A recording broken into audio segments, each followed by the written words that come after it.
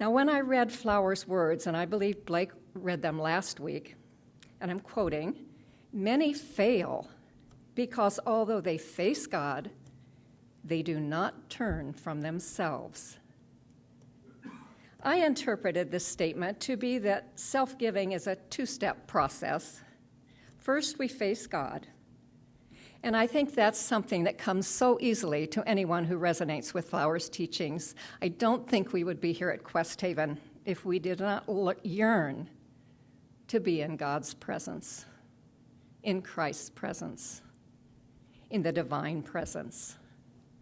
So facing God does not seem to be as challenging to us, perhaps, as the second step, turning from ourselves. I believe that's what trips many of us up. So today I would like to turn our attention to how we might learn to turn our thoughts from ourselves toward others and toward God. As I studied Give Thyself, suddenly for me this became the biggest puzzle that I needed to find a solution for, the most compelling question I needed to answer: how do we turn from ourselves? What is there about giving ourselves that's so vital? Why is this, loving others, caring for others, as Flower mentioned, the very thing Jesus came to teach? What happens to us when we are able to take our focus off ourselves and our own happiness and turn instead to serving others?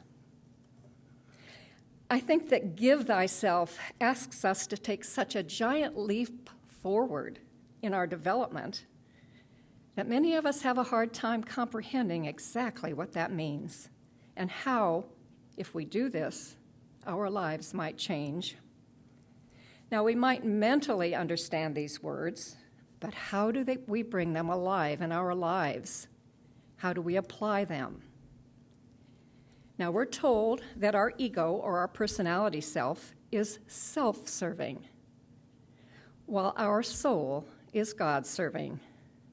So right away we know that giving ourselves is something our soul will be able to do, but likely our ego will not be very good at it.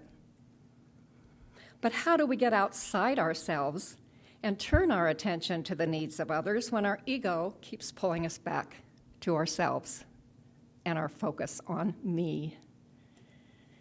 So learning to be unselfish seems like a gigantic request.